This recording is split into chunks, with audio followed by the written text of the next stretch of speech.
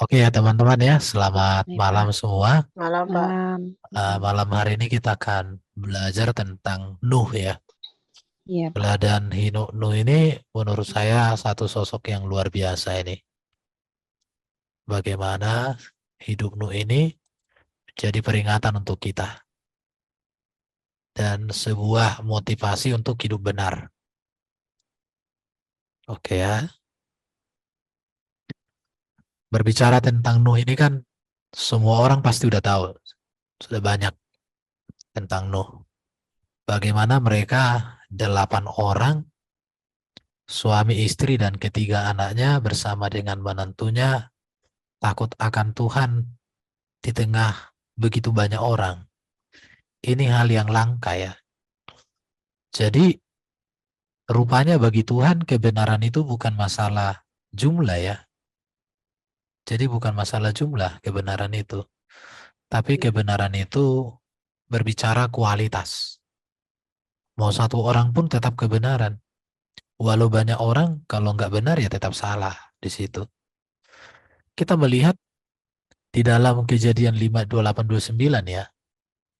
Jadi kehadiran Nuh atau kelahiran. Setelah Lamek hidup 182 tahun, ia memperanakkan seorang anak laki-laki dan memberi nama Nuh kepadanya. Katanya, anak ini akan memberi kepada kita penghiburan dalam pekerjaan kita yang penuh susah payah di tanah yang telah terkutuk oleh Tuhan.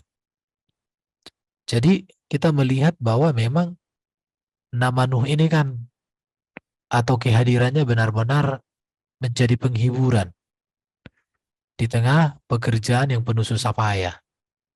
Kalau kita tarik kepada keadaan sekarang ini, kita berada di dalam keadaan yang penuh susah payah. Bahkan Ya. sejak kejadian pasal 3 kan bumi sudah terkutuk karena dosa. Makanya manusia susah payah dalam mengusahakan kehidupannya, bahkan manusia juga susah payah bahkan untuk melahirkan.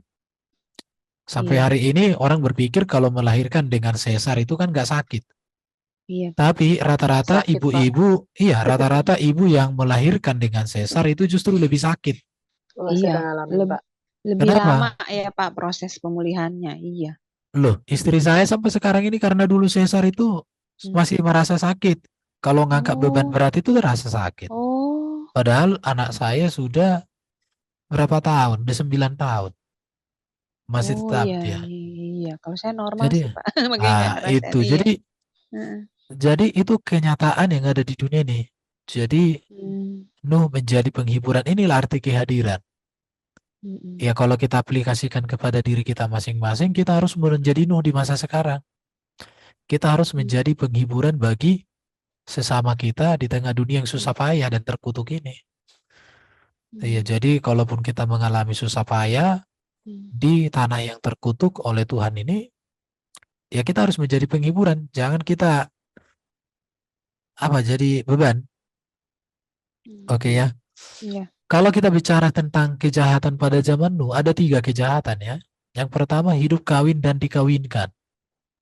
Hmm, Ini yang pertama. Yang kedua itu hati yang cenderung berbuat jahat. Jadi hmm, hati manusia itu dikuasai oleh dosa. Baru dunia rusak dan penuh dengan kekerasan. Jadi kalau kita melihat persoalan itu sebenarnya diawali dari keluarga ini, hidup kawin dan dikawinkan. Jadi hmm, kalau kita coba merenungkan kepada data Alkitab ya, hmm. lembaga yang pertama dibentuk Tuhan itu kan perkawinan. Iya. Adam Iya dan benar Hawa, Pak. itu kan Iya. lembaga. Mm-mm. Jadi inilah lembaga yang diberikan oleh Allah kuasa untuk menguasakan bumi.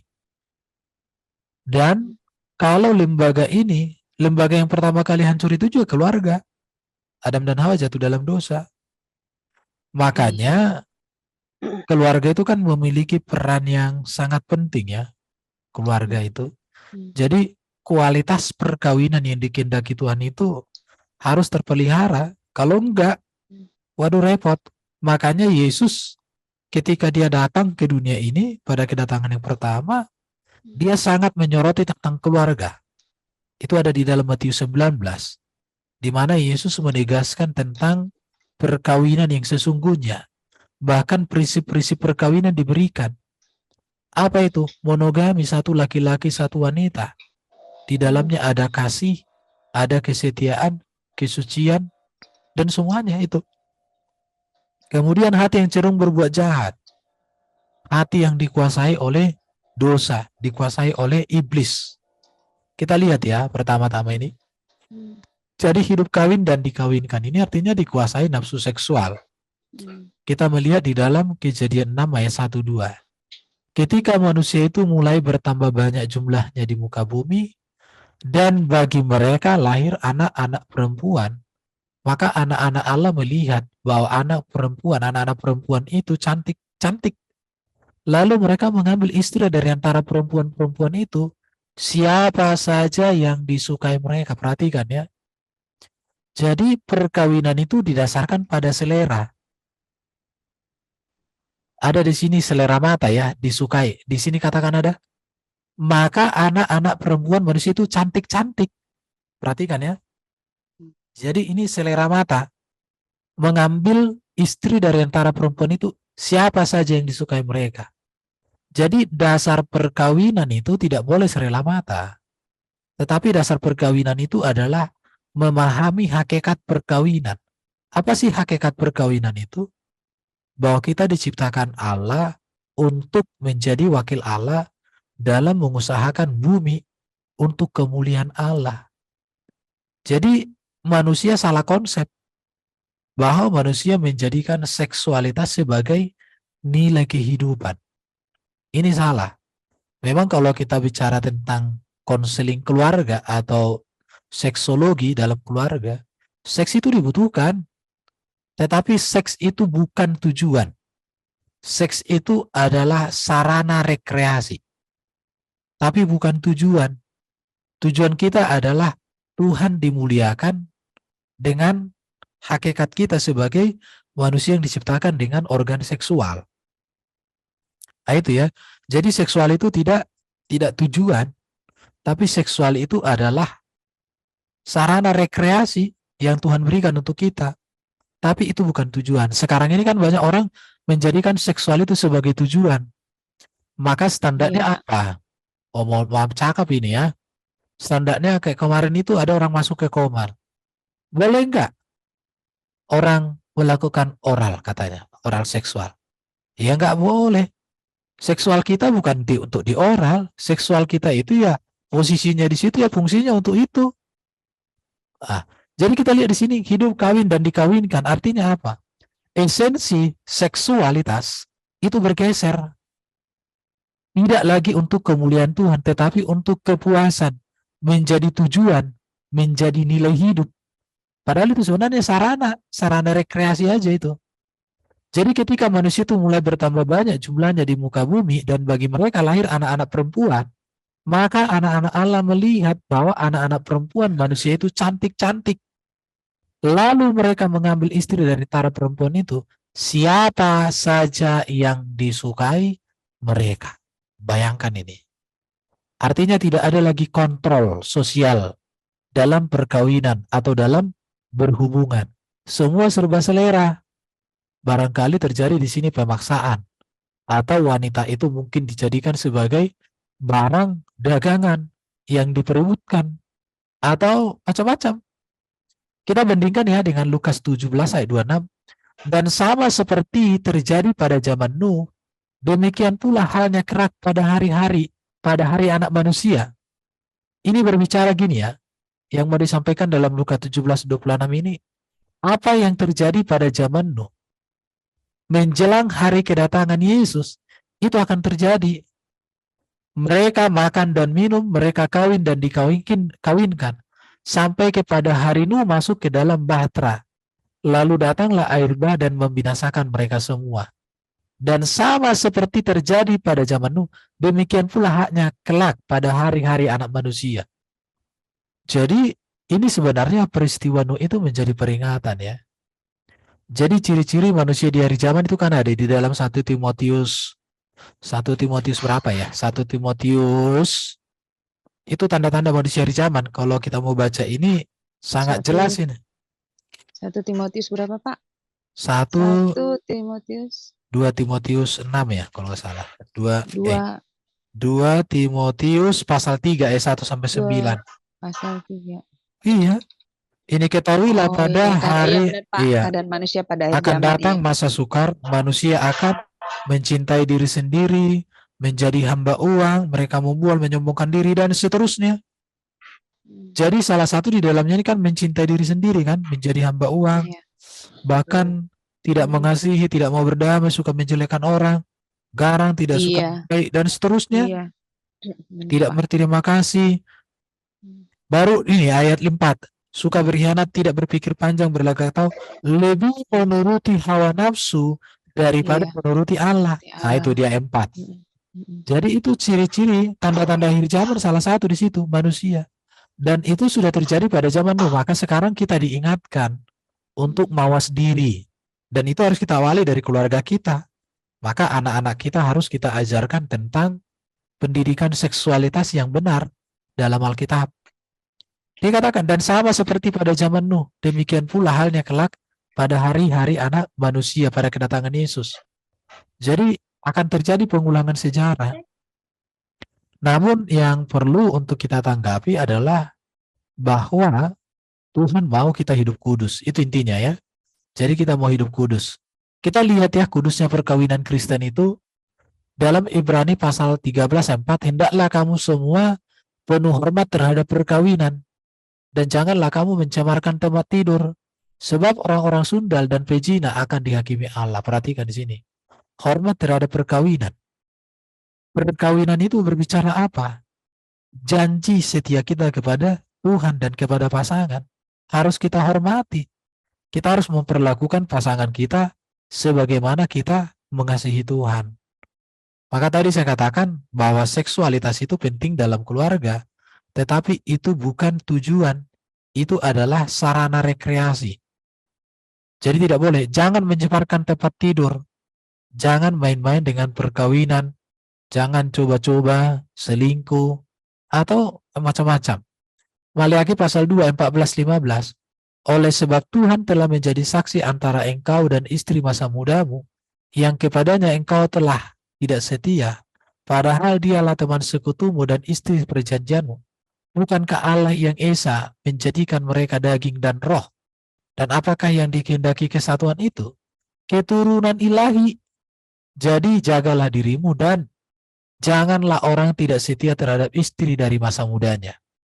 Jadi kita harus setia. Sebab Tuhan benci perceraian, firman Tuhan Allah Israel.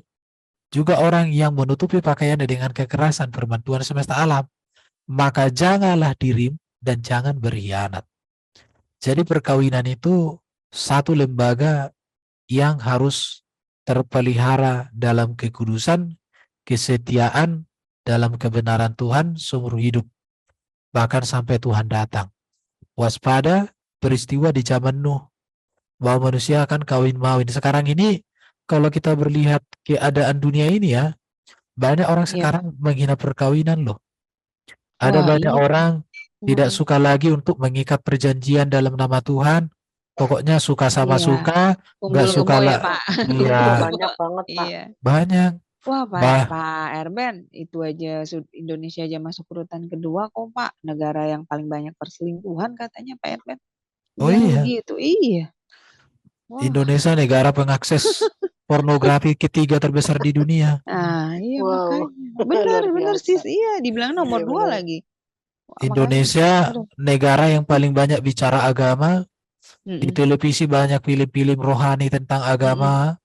Tapi semakin banyak bicara Tuhan, semakin Tuhan jauh. Saya juga bingung kenapa. Mungkin Iya. karena bukan Tuhan yang benar. Iya. Iya, betul, Pak. Benar, Jadi Pak. Iya.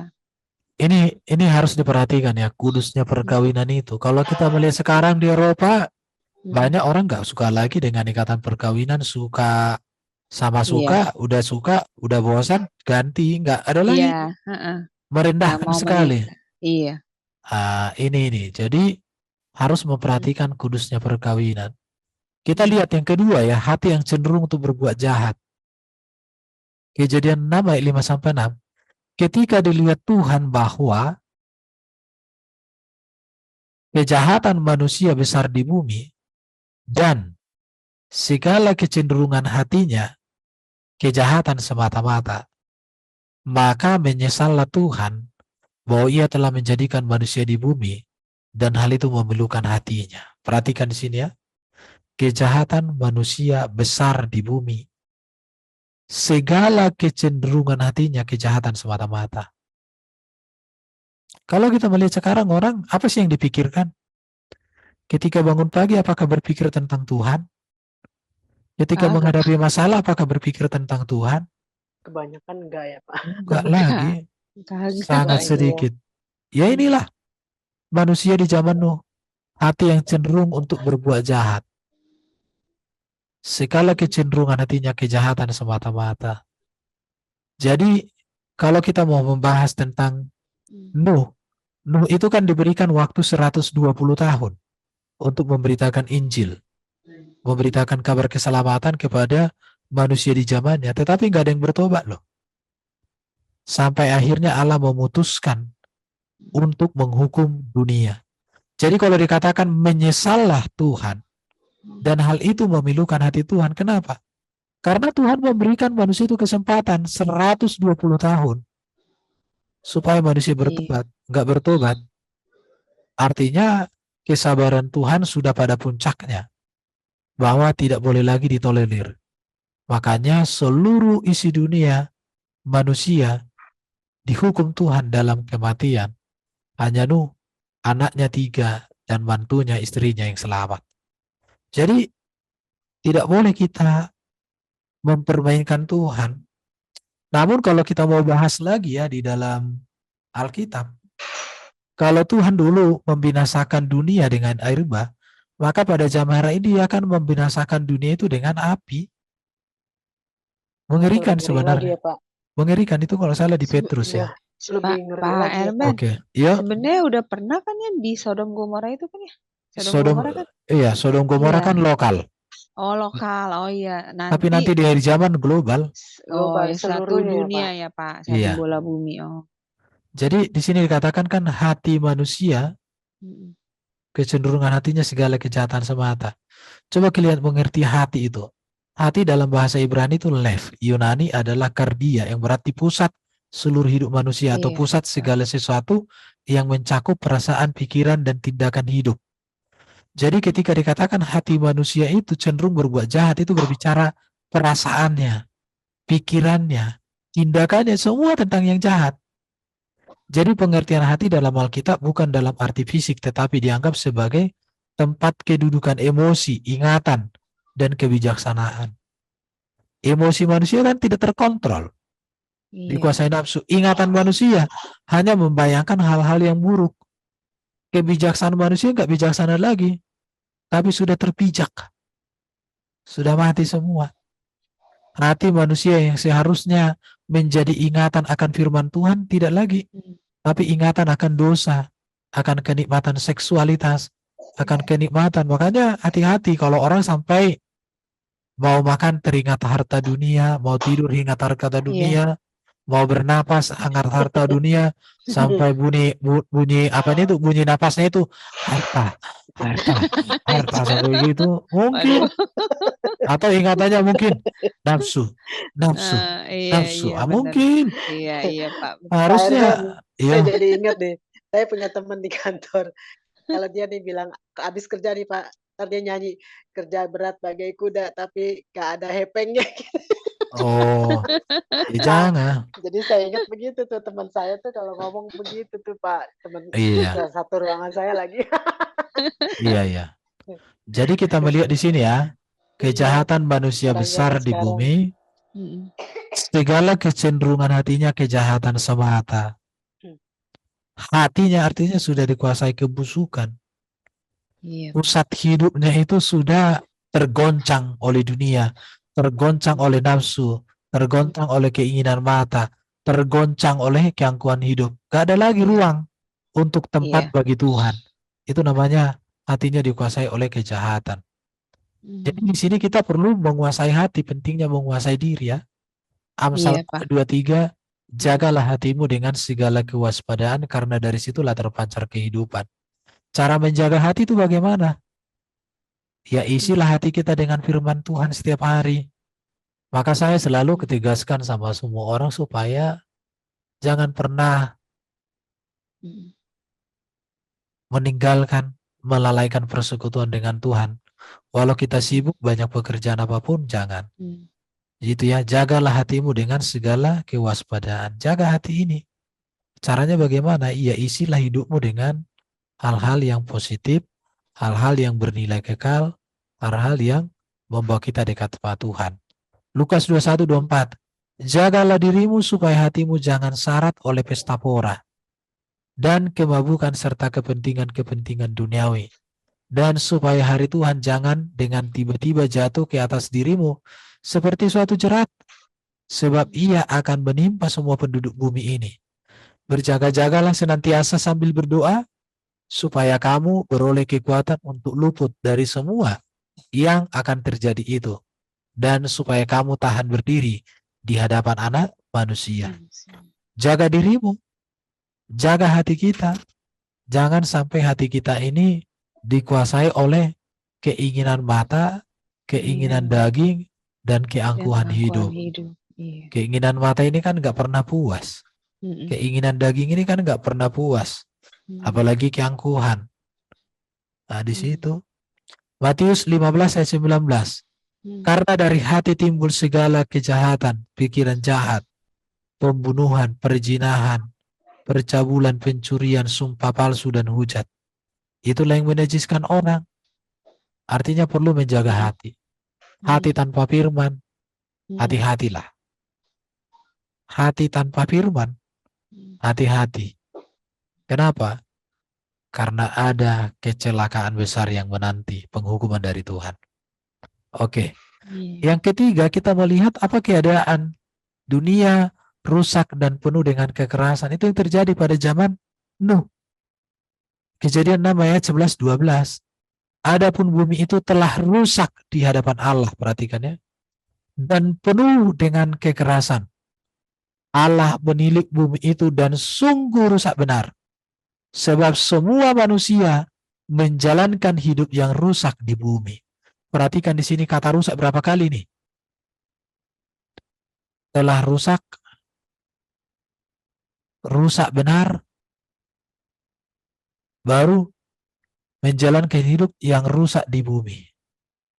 3 kali loh diulangi. Adapun bumi itu telah rusak di hadapan Allah. Perhatikan di hadapan Allah ya. Penuh dengan kekerasan. Allah menilik bumi itu dan sungguh rusak benar. Sungguh di sini ada kata ya. Artinya benar-benar sudah rusak banget. Sebab semua manusia menjalankan, di sini ada semua ya. Manusia menjalankan hidup yang rusak di bumi. Jadi dunia rusak dan penuh dengan kekerasan. Kalau kita melihat sekarang ini gimana? Udah mengarah. Iya Pak, hampir Udah mengarah. sama ya Pak, iya. Iya, udah Makanya rusak berita semua. di televisi nggak ada berita yang isinya Berita negatif tentang lebih banyak. Iya, lebih banyak orang negatifnya. mutilasi gitu lah, apa segala Pak. Waduh. Aduh, iya, kayak gitu Pak Herman, serem deh. Ibu Orang sekarang tuh, membunuh anak, anak iya, membunuh ibu. Waduh. terus itu yang paling serem mah itu sekarang banyak kasus mutilasi Pak. Itu loh kalau di berita itu sisai. Ini karena itu Pak kasus Iya. LGBT gitu, jadi dia mutilasi kalau Ya banyak ya sekarang iya Pak kayak gitu serem. rusak. Kalau Heeh, kita melihat iya. lembaga-lembaga sekarang ini banyak Dan sekali. orang-orang yang hidup bersama Waduh. jenis juga Iya, Banyak ya. makin banyak, iya.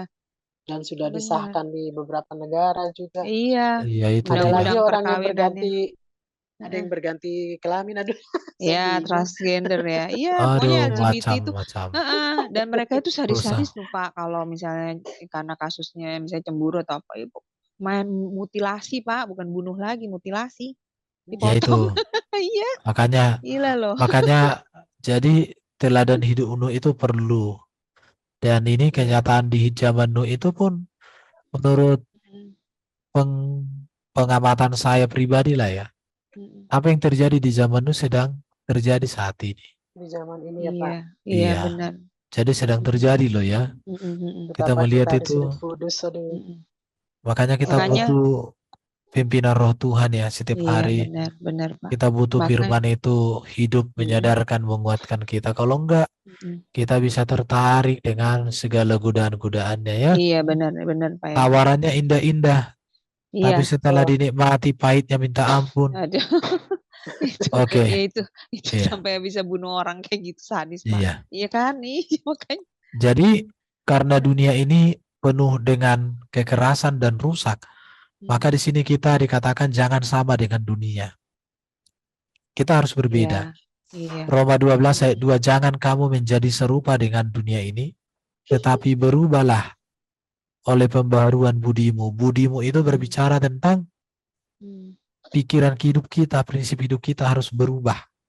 Sehingga kita membedakan mana sih kehendak Allah, apa yang baik, apa yang berkenan kepada Allah yang sempurna. Jadi di sini ada tahapannya, baik, berkenan, sempurna. Iya, jadi pertama kan baik. Baik itu belum tentu berkenan pada Tuhan. Iya, benar Berkenan Pak. kepada Tuhan itu sudah baik. Sempurna sudah pasti baik dan berkenan. Di situ ya dikatakan di sini ayat 1 Yohanes 2 ayat 15-17. Jangan kamu mengasihi dunia apa yang ada di dalamnya.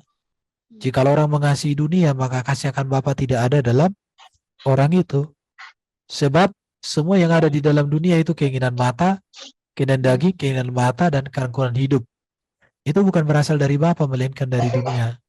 Dan dunia ini sedang lenyap dengan keinginannya. Tetapi orang yang melakukan kehendak Allah tetap hidup selama-lamanya. Jadi perlu kita sekarang menguasai hati kita.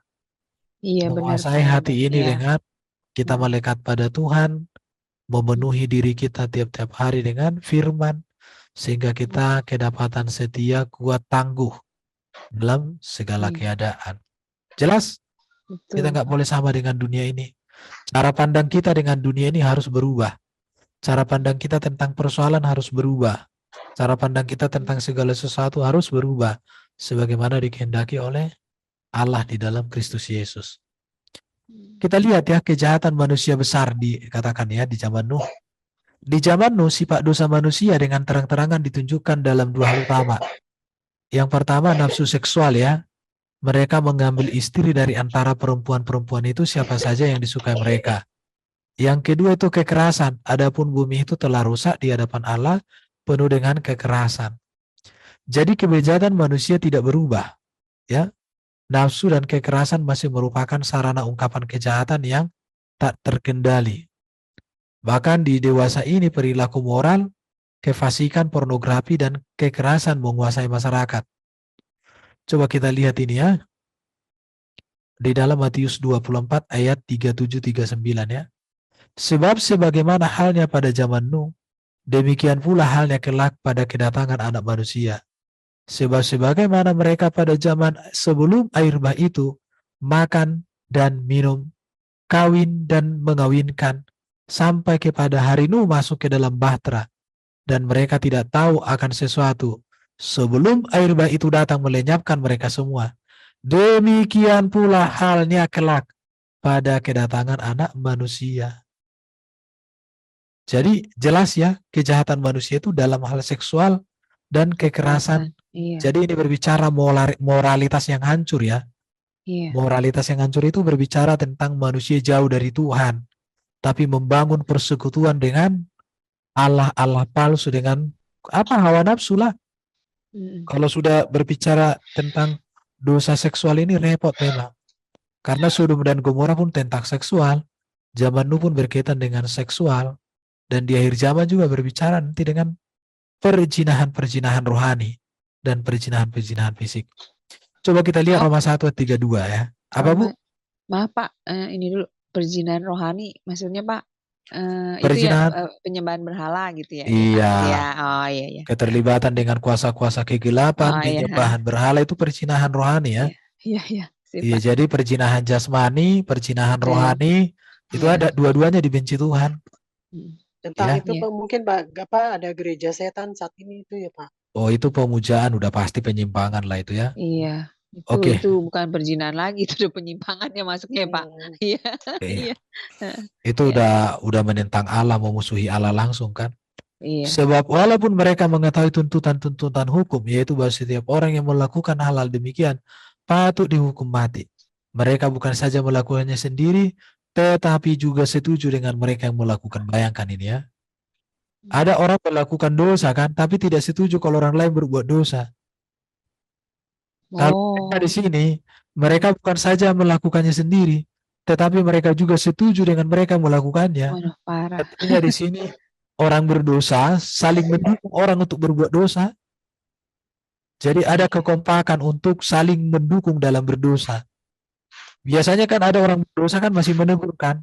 Kalau Iya. ini sudah setuju, jadi artinya di sini tidak ada lagi hukum, tidak ada lagi salah benar, semua benar. Mau apapun. Jadi Nah, iya. kebenaran mereka ya kebenaran hawa nafsu. Ya Iya itulah. seperti itu ya Pak Herben, seperti itu yang orang sekarang ini hidup nggak dalam perkawinan tapi dalam perzinahan itu kumpul kebo kayak gitu. Mereka merasa benar gitu ya Pak, seperti itu kan? Jadi Seperti perhatikan di contohnya. sini ya, perhatikan. Heeh. Sebab Mm, walaupun mereka mengetahui tuntutan-tuntutan hukum Allah, mm, yaitu bahwa setiap orang melakukan hal demikian patut dihukum mati. Mereka bukan saja melakukannya sendiri, tetapi mereka juga setuju dengan mereka yang melakukan. Apa artinya di sini? mm. Orang itu sudah sengaja berbuat dosa. Mereka tahu itu dosa, tapi mereka sengaja melakukan itu. Hati-hati nih. Ya ini kenyataan Oh sekarang. iya iya. Iya Iya, benar mereka Pak. tahu Heeh. itu dosa. Mereka Mm, tahu itu gak berkenan pada Tuhan, tapi justru mereka sengaja. Ini dia, mm, mm, sengaja. mm, Baru sekarang bagaimana sikap Tuhan melihat kejahatan dan rusaknya dunia? mm, Yang pertama dikatakan menyesal ya.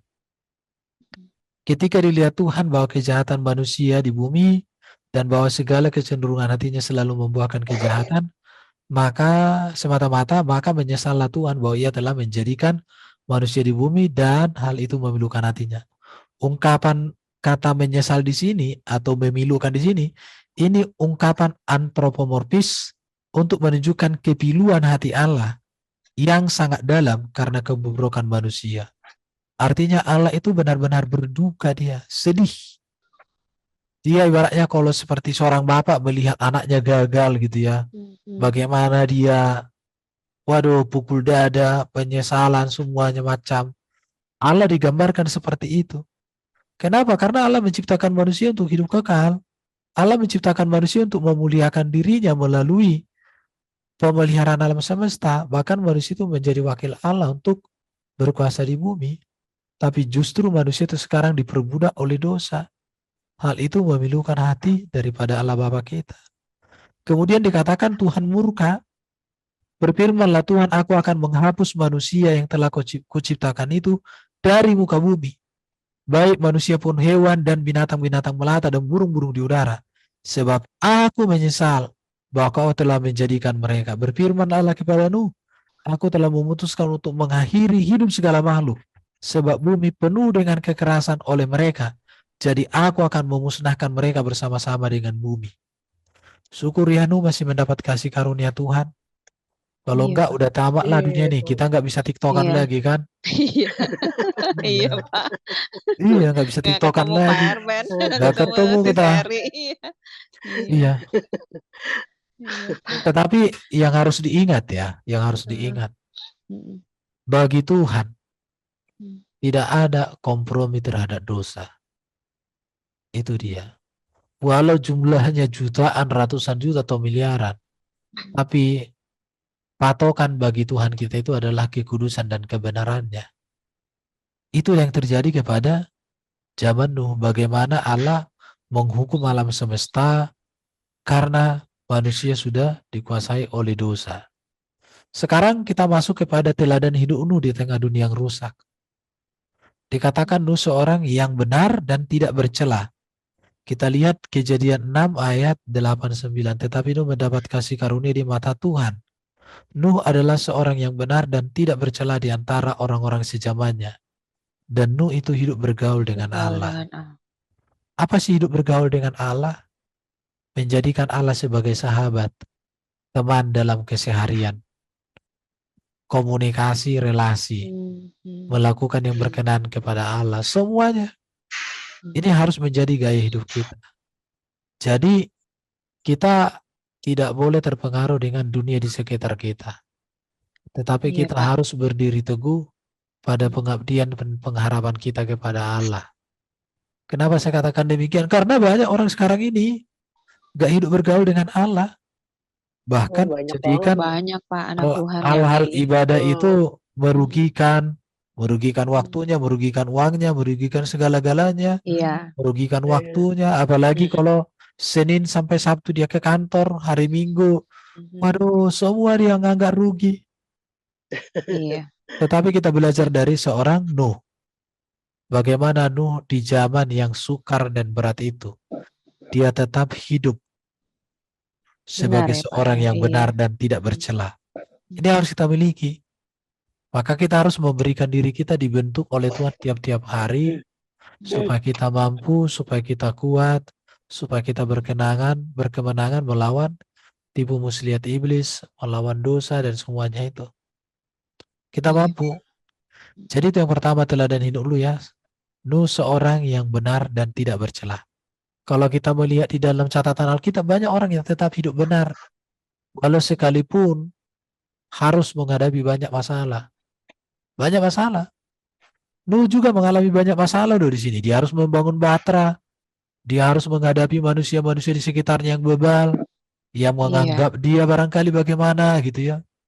Masa bangun batra di atas Orang gunung dan gila Iya, lain. lah dia. dibilangnya itu Pak Orang katanya gila. orang gila. Dia. Di Bangun Iya. dalam bangunnya itu di atas di dalam gunung. kitab apa itu ya, pernah aku dengar, aku belum Iya. baca sih. Ada aku dengar satu kitab Deuterokanonik atau apa itu? Kitab-kitab Iya. apokrif itu Heeh. dikatakan bahwa ya diejek, diolok dan lain Iya. semacamnya. Iya Pak Tapi betul. apa? Nuh itu tetap fokus hidupnya kan pada Tuhan. Apa yang dunia Iya. katakan tentang Tuhan dan dirinya tidak dia hiraukan, tetapi dia dasarkan hidupnya kepada pengenalan dia kepada Tuhan itu sendiri. Di situ ya. Jadi teladan hidup Nuh di tengah dunia rusak, di tengah kefasikan dan kejahatan yang merajalela itu, Allah menemukan Nuh dalam diri Nuh seorang yang benar dan masih berusaha untuk berhubungan dengannya. Tidak bercela di antara orang-orang sejamannya, menunjukkan bahwa dia memisahkan diri dari kejahatan moral masyarakat di sekitarnya. Karena dia adalah orang benar yang takut akan Allah dan tidak menyetujui pandangan dan kelakuan umum yang populer. Nuh berkenan kepada Allah. Artinya di sini apa? Nuh itu berani lawan arus. Ya, Ikan seperti itu kita ya kan Pak ikut Erben ya. arus kan. Heeh. Kalau kata Ahok itu yang ikut arus itu biasanya ikan mati. Iya. Ikan yang mati itu mati duluan dari kepala. Jadi Iya, iya. kita nggak Mati ya boleh, yang ikut ya. iya nggak boleh. Hmm. Kita nggak boleh jadi ikan mati di tengah air ikut arus. Hmm. Tapi kita harus berani menyatakan integritas kita sebagai seorang Kristen ya. Hmm. Karena dia adalah orang benar yang takut akan Allah, tidak menyetujui pandangan dan kelakuan umum yang populer. Nuh berkenan kepada Allah. Itu bisa dibaca Kejadian 6, Ibrani 11 ayat 7 dan 2 Petrus 2 ayat 5 ya. Kebenaran dalam Nuh itu dihasilkan kasih karunia Allah oleh iman Nuh dan pergaulannya dengan Allah. Mari kita bergaul dengan Allah tiap-tiap hari melalui ibadah pribadi, ibadah keluarga, dan pelayanan-pelayanan gerejawi lainnya. Itu harus. Jadi ini teladan hidup Nuh di tengah dunia yang rusak. Kita lihat kedua ya, teladan hidup Nuh di tengah dunia yang rusak itu, Nuh seorang yang beriman dan pemberita kebenaran. Perhatikan di sini ya, beriman dan pemberita kebenaran. Kita lihat Ibrani pasal 11 ayat 7. Karena iman maka Nuh dengan petunjuk Allah tentang sesuatu yang belum kelihatan, dengan taat mempersiapkan bahtera untuk menyelamatkan keluarganya. Dan karena iman, ia menghukum dunia dan ia ditentukan untuk menerima kebenaran sesuai dengan imannya. Kita lihat di sini. Seorang yang benar dan pemberita kebenaran. Jadi seorang yang beriman itu bukan seorang yang berpangku tangan, membiarkan orang lain tanpa Injil. Tapi seorang beriman itu harus menyuarakan Injil keselamatan kepada semua orang. Dikatakan 2 Petrus 2 5 ya. Jikalau Allah tidak menyayangkan dunia purba, tetapi hanya menyelamatkan Nuh, pemberita kebenaran itu. Perhatikan di sini dikatakan jika Allah tidak menyayangkan dunia purba, maksudnya zaman Nuh ya, tetapi hanya menyelamatkan Nuh, pemberita kebenaran itu, dengan 7 orang lain ketika ia mendatangkan air bah atas dunia dan orang fasik. Jadi ini yang disebut dengan Tuhan akan menghukum dunia dengan api. Kalau di zaman Nuh dengan air, tidak pandang bulu Tuhan itu. Iya, karena dulu juga Tuhan tidak menyayangkan dunia masanya zaman Nuh ya Pak ya. Maksudnya ya dari ayat ini, iya. Jadi manusia 8 orang yang benar di hadapan Tuhan lebih berharga dari segala ciptaan yang lainnya. Bayangkan. Jadi kebenaran itu mahal ya. Tegas sekali Tuhan. Jadi itu di Pak zaman Herben dulu ya, apalagi di zaman sekarang ya Pak. Iya. Iya. Iya, istilahnya Jadi di hidup zaman sekarang beriman. ini kejahatan emang benar-benar luar biasa mungkin. 2 kali Makanya kejahatan kan zaman ini. dulu loh Pak. Makanya kan dibilangnya gini, ada ayatnya Pak ya, yang terpilih sedikit ya Pak Herben, bener ya Pak? Iya kan Pak? oh, Ngeri banyak ya. yang terpanggil Iya, tapi yang yang terpilih. terpilih sedikit. Iya itu. Jadi Sama di kayak sini zaman Nuh ya Pak. iya, di sini yang harus menjadi catatan juga adalah hidup beriman dan pemberita kebenaran ya. Jadi Nuh itu memberitakan kebenaran selama 120 tahun sejak Tuhan menyatakan akan menghukum bumi. Dan selama 120 tahun itu Pak Herben, saya kagum lu sama Nuh ini. Kenapa? Kan pada zaman dia ini kan saya tinggal dia sama keluarganya ya Pak yang diselamatkan. iya, Artinya semua di sekeliling dia tuh nggak bener orangnya ya Pak ya. Ya ya kan itu Pak? yang saya Bener bilang nggak Pak? tadi. Iya kan? Iya, Kejahatannya Iya, juga. tenggelamkan semua. Iya. Nah, kalau kita di zaman sekarang masih ada saya masih ada si Seri, masih ada Pak Herben ya kan. Dia mah cuma keluarganya doang. Bayangin si Seri. Gimana aja Pak Herben, bener nggak Pak? Luar iya. biasa itu. Apa namanya dia harus Dan ininya ya. hebatnya lagi kan, Nuh ini terus memberitakan kebenaran loh. Tidak berpikir Iya. gini, udah binasalah kalian. Enggak loh, Iya. sebenarnya Nuh itu memberitakan kebenaran. Jadi dia tidak fokus hanya untuk bangun bahteranya itu enggak. Tapi dia Cuma orang di memberitakan sekitarnya nggak kebenaran. peka ya Pak. Iya. Cuman orang-orang di sekitar itu ya nggak beres lagi Memang kan. bebal, iya. Tapi saya Iya. kagumnya tuh Pak, dia itu bisa loh, maksudnya tidak terbawa arus itu loh Pak, itu loh ya. Karena kan Ya yang itu. tersisa hanya dia dan keluarganya, bayangkan saja loh. Dia hidup di dunia itu yang tersisa hanya dia dan keluarga yang selamat beserta hewan-hewan ya Pak. Nah yang lainnya itu Iya. rusak semua. Kalau kita kayak si Nuh gimana coba? Ya Pak, ke Terus tetangga rusak, ke kiri terus kanan Pak rusak, Herben tentang Iya. peristiwa depan yang belakang kemarin rusak. pandemi itu Pak, sebetulnya ini juga suatu peringatan ya Pak Herben. Iya, Semua iya. itu peringatan Kayak semua. kayak pandemi kemarin Iya. itu kan banyak orang yang dimusnahkan istilahnya, orang yang Iya, terpapar meninggal ya Pak Herben virus banyak yang dipanggil, meninggal. iya. Itu saya kan kalau lihat kuburannya, terus kayak juga kerja di rumah sakit kalau lihat orang tiap hari emang banyak yang Ada aja yang pergi ya. meninggal gitu loh Pak. Betapa mengerikan juga sih. Ini baru Makanya peringatan pertama tuh kayaknya iya. sih ya Pak Herben ya. Belum beneran Iya. yang iya. Bisa Makanya seluruh makanya dunia kita loh. harus Luar biasa. Bener-bener ya Pak. harus benar-benar hidup meneladani Nuh, bahwa kita Iya. harus hidup benar, hidup kudus, hidup Iya suci di Pak. hadapan Tuhan dalam segala hal, karena dunia ini tidak main-main toh. Dunia ini Iya. memang Amin, mengerikan amin. bagi kita, tapi kalau kita Iya. bersama Yesus, Pasti kita ada kuat ya Pak. kekuatan, kita pasti menang untuk menghadapi semuanya. Jadi itu teladan hidup Nuh ya, Iya Pak. di zaman yang semakin susah ini. Oke, terima kasih. Itu yang Iya. bisa saya sampaikan. Semoga menjadi Oke. berkat. Amin.